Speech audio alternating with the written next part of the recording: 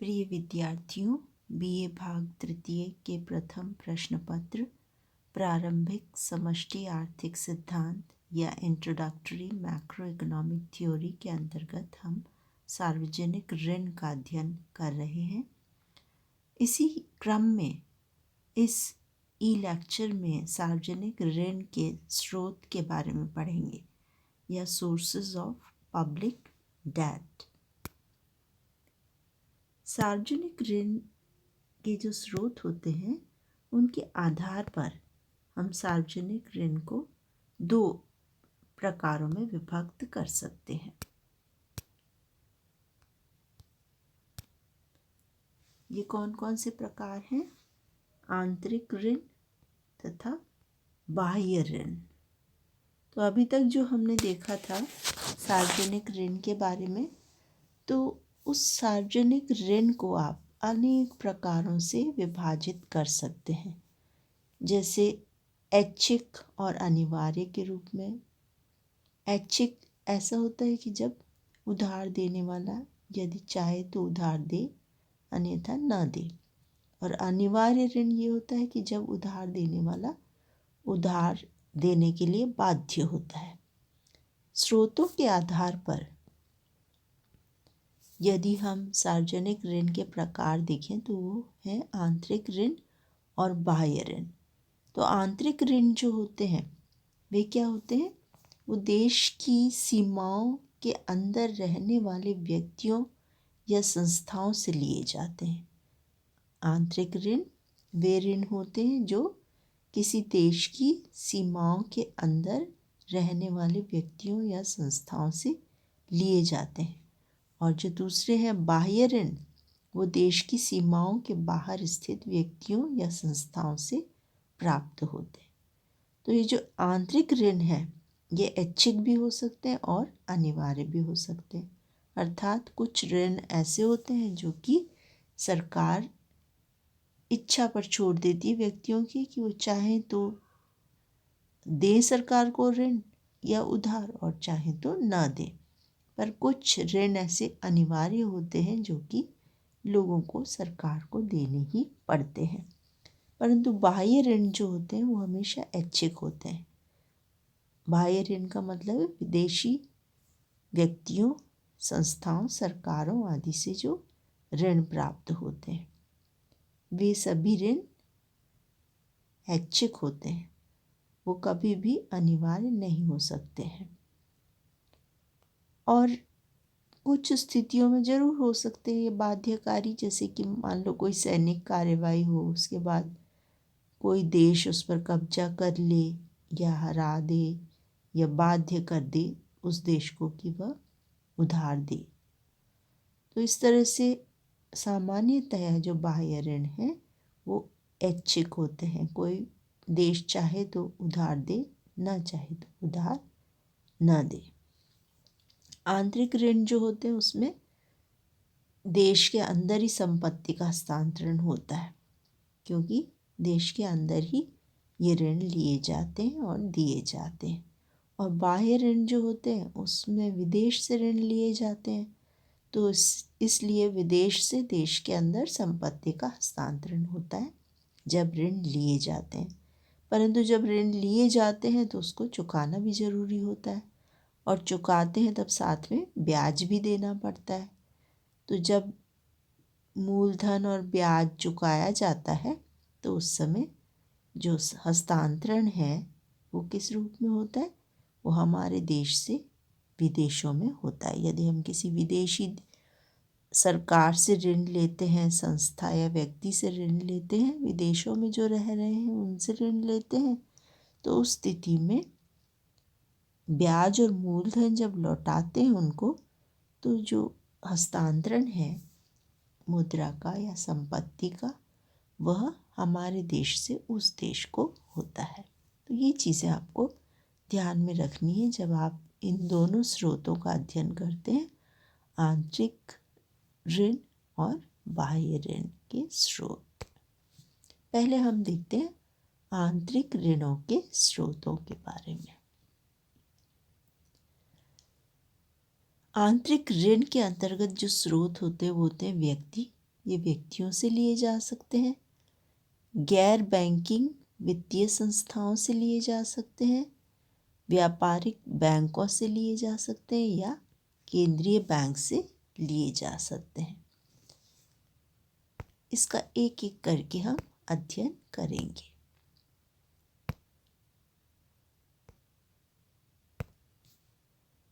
पहले देखते हैं हम व्यक्तियों से। सरकार निजी व्यक्तियों को बॉन्ड व प्रतिभूतियां बेचती है और इस तरह से ऋण प्राप्त कर सकती है। जैसे पोस्ट ऑफिस में अनेक प्रकार के बॉन्ड्स मिलते हैं, प्रतिभूतियां मिलती हैं।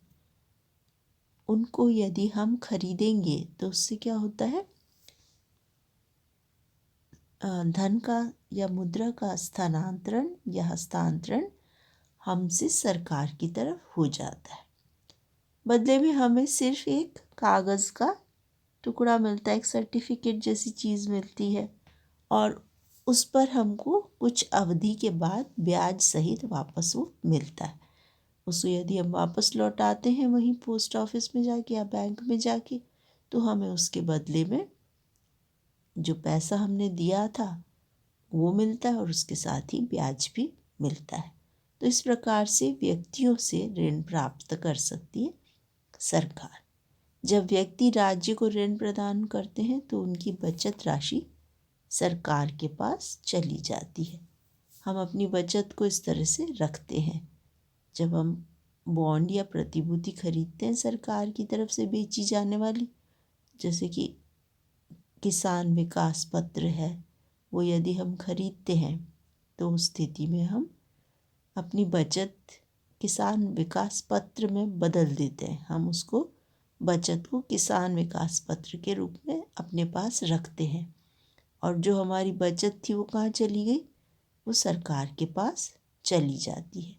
तो इस तरह से हमारे पास जो मुद्रा थी वो कम हो जाती है, या हम कहेंगे कि कुल मिला के जो निजी क्षेत्र है, जो निजी व्यक्तियों से बना हुआ क्षेत्र है, उसमें साधन कम हो जाते हैं। निजी क्षेत्र में साधन कम हो जाते हैं और सरकार के पास साधन बढ़ जाते हैं।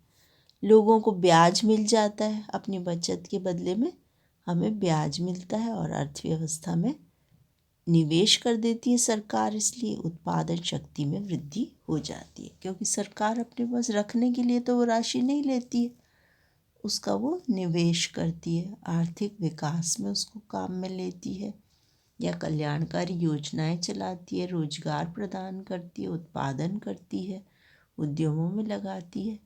इस तरह से अर्थव्यवस्था में उत्पादन शक्ति में वृद्धि हो जाती है। दूसरा है गैर बैंकिंग वित्तीय संस्थाएं। वित्तीय संस्थाएं से क्या मतलब है, वे संस्थाएं जो वित्त प्रदान करती हैं। वित्त का क्या मतलब है, धनराशि प्रदान करती हैं, निवेश के लिए पैसा प्रदान करती हैं। तो उसमें से एक तो बैंक होते हैं और उसके अलावा गैर बैंकिंग वित्तीय संस्थाएं होती हैं जो बैंक नहीं होती परंतु वो फिर भी वित्त प्रदान करने का कार्य करती हैं। तो वो जो गैर बैंकिंग वित्तीय संस्थाएं हैं वो कौन कौन सी हो सकती है, जैसे बीमा कंपनी होती है, वो भी गैर बैंकिंग वित्तीय संस्था है, ये भी धनराशि प्रदान करती है। ट्रस्ट होती हैं अनेक, ये सब क्या होती हैं, ये भी बॉन्ड खरीदती हैं। सरकार व्यक्तियों को बॉन्ड बेचती है, इसके अलावा किनको बॉन्ड बेचती है, बॉन्ड बेचकर किनसे ऋण प्राप्त करती है, गैर बैंकिंग वित्तीय संस्थाओं से। ब्याज की दर कम होने के कारण जो सरकार ब्याज देती है वो कम होता है, तो हम कहेंगे ब्याज की दर कम होने के कारण कि ये वित्तीय गैर बैंकिंग वित्तीय संस्थाएं जो लाभ कमाने के उद्देश्य से कार्य करती हैं। तो जहाँ अधिक ब्याज मिलता है वहीं ये वित्त प्रदान करती हैं, उधार वहीं देती हैं जहाँ पे ब्याज अधिक मिलता है, और सरकार जो होती है वो कम ब्याज देती है।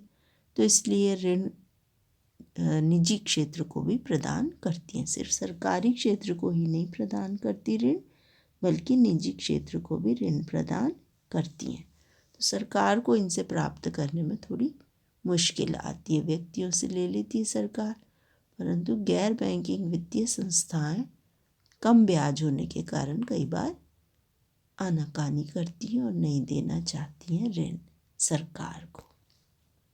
इसके बाद अगले हैं व्यापारिक बैंक।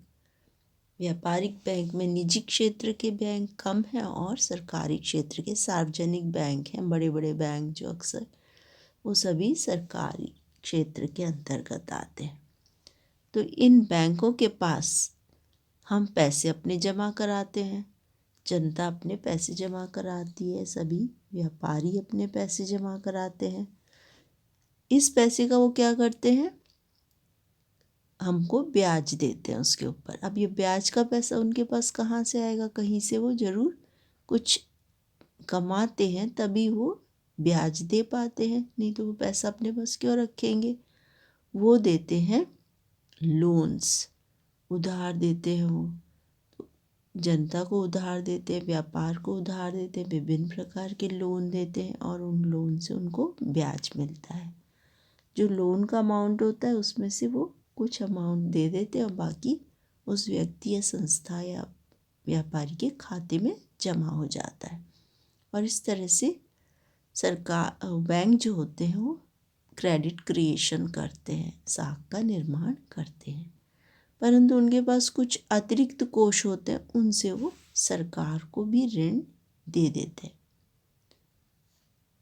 बैंकों के पास जो नकद कोष का अधिशेष रहता है, जो बचे रह जाते हैं नकद कोष, उसके आधार पर ये राज्य जो बैंक जो सरकार होती है वो प्रतिभूतियाँ बेचती है, बॉन्ड बेचती है, उनको खरीद लेते हैं और इस प्रकार से वे सरकार को ऋण देते हैं।